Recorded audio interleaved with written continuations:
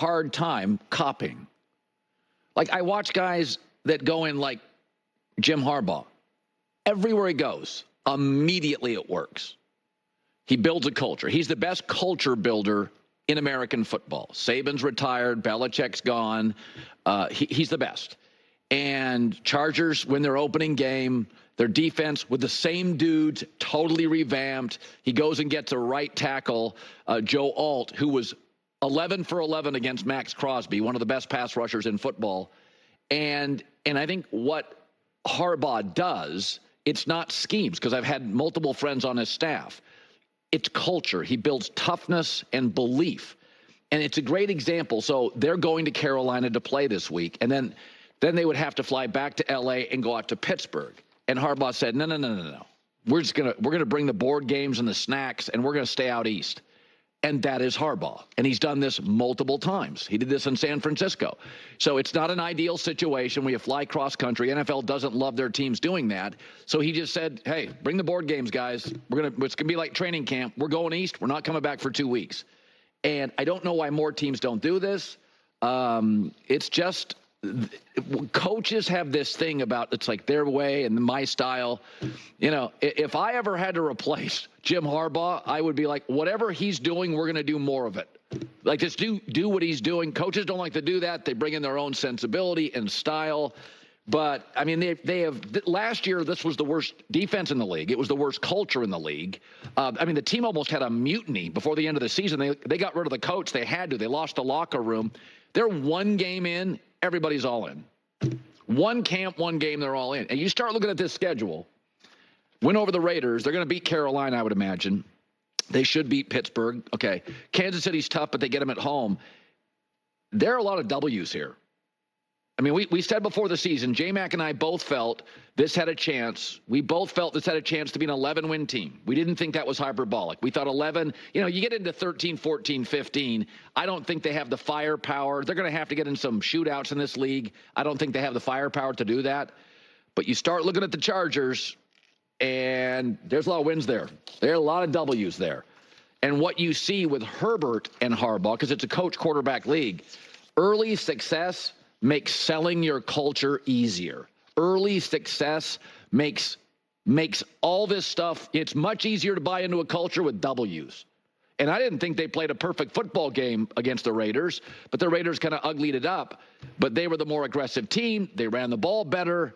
I know it sounds crazy to think you can be as bad as you were last year, an 11-12 win team. Because it is overwhelmingly, outside of a new little slot receiver and a right tackle, it's the same roster. It is all the same dudes. It's just Harbaugh and his guys. Same players for a team. Last year, they lost the opener, got into a crazy shootout against, I think it was Miami, lost the lead. They lost leads all last year. It's amazing. Why more people don't copy him? It works instantly. San Diego, Niners, Michigan, Chargers. Bring the snacks and board games. We're going to Carolina. Again, lead the NFL in paying their defense over their offense year after year after year. Is that Sean McDermott was getting a lot of heat last year. Remember the Tyler Dunn article and some of his quotes in the locker room. But I don't see Sean McDermott as an old, rigid, stubborn coach. And the reason I don't see it is because I'm watching him evolve. He's not digging in. He's not old school. I think Sean McDermott has listened to his critics. I mean, they drafted a tight end last year, first pick. This year, their first pick overall, I think it was second round, was a wide receiver. James Cook was a second-round pick. So the first 4 or 5 years there, after the Josh Allen pick, they were going defensive guys heavy in the draft at the top of the draft, their first picks. Now they've evolved. They're going heavy offensive guys. He's also moved off multiple offensive coordinators. He understands the value of the right OC. He's also let some really good defensive players go.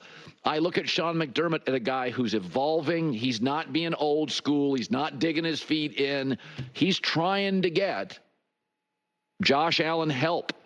First, a lot of teams don't draft tight ends in the first round. He's going tight ends. He got a running back in the second round. A lot of teams first, second round, they don't want to get running backs. They want to get that stuff later. So they're using their draft capital on offensive guys very early. They're moving off first-round guys as defensive guys. He's moving off defensive players. He keeps finding. Joe Brady appears to be a great fit with Josh Allen. So, like Mike Tomlin has not had a playoff win in 6 years. Belichick didn't have in his last 5 years in New England, and it just felt like they kept doubling down on defense. And it feels very old school to me. And I don't think Sean McDermott's old school. I think he's evolving. That's what I'm watching. Here's Sean McDermott after the win last night. We've got a lot of new players and whatnot, and you're never really sure. There's so many unknowns starting a season. And, we come back the first week of the season and win, and I think that was a step for us, for any team, to be able to say that you can do that, you can play in close games. And then this game, being able to come down here in a short week, to your point, at their place and play like we did. We played our style of football. Yeah, I mean, no penalties, not having turnovers, running the football, offensive line dominance. It wasn't that totally Josh Allen reliant, and the reason being is because of the rookie receiver, the other tight end, the running back. They've done a good job. Listen. They've won 4 straight AFC East titles. I didn't have them in my top 10 week one because I wanted to watch them. Let's just watch. And then I watched them play Arizona. And I'm like, it's just too Josh Allen. I was totally impressed last night. Like that's a Super Bowl team. And I do feel with Josh Allen, he's too talented not to win one. But that's as good a win, not just because of the outcome and not just because of the separation with Miami. That's about as good a win and as hopeful a win, if you think the Bills should win the Super Bowl, that's as good as it gets. Big running game, no penalties, no mistakes, didn't have that many tonal yards, not a lot of Superman plays. It was just help Josh. It's like we said this about Luka Doncic. Like, you start looking at this schedule now, and they got a tough one against Baltimore. I mean, they're going to need some balance here when they face Lamar, C.J. Stroud, Aaron Rodgers. I don't know. This schedule looks like it gets really tough in November, but I thought that was really impressive last night. Arizona, the first half, you weren't quite sure what they were. It's week one. Nobody knows what anybody is. Wait, Colin, hold up. Are you sure that the Bills are very good with these 2 results? Because if you look at the holes in that run game last night, Miami just had no defense. I mean, the Jags went up and down the field against them in the first half on Sunday. They wore down. But I'm looking at the Josh Allen passing numbers. In week 1, he threw 23 passes. In week 2, he threw 19. Yes, that's perfect. This is a totally different Bills team than the ones of years past. That's exactly what I want. But is this sustainable?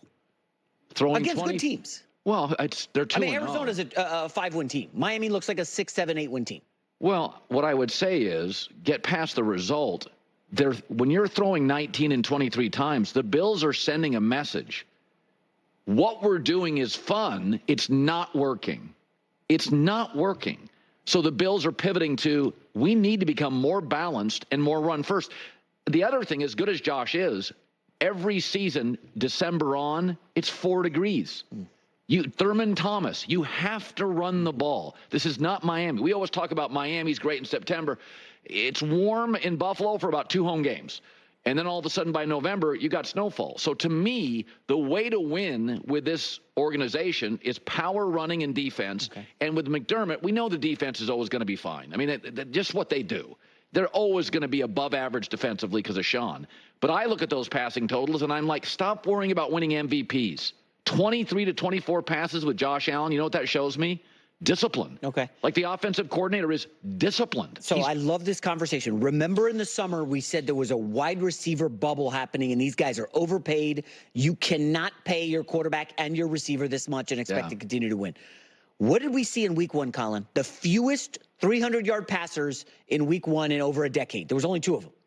And we saw a lot of 100-yard rushers. I think the most since like 2011 or something.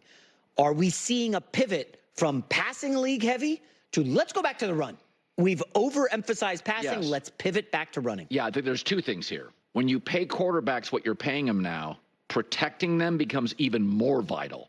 So you do not want your quarterback throwing 45 times a game. You're trying to protect the number 1 asset. That's always been the case. Now you're paying guys $500 million. The second thing is everything is cyclical. In the NBA, it's all about 3-pointers. Then you go to the playoffs, and the mid-range teams, the teams getting buckets. You get to the playoffs, and it's like there's a lot of, There's a lot of teams not shooting threes winning games, right? The NBA, it's a small league, small ball. Now it's all the big guys dominating the league. What the Celtics have is length. What Denver had length. What Dallas to the finals had, bigs, length. When they acquired it at the trade deadline, they were a better team.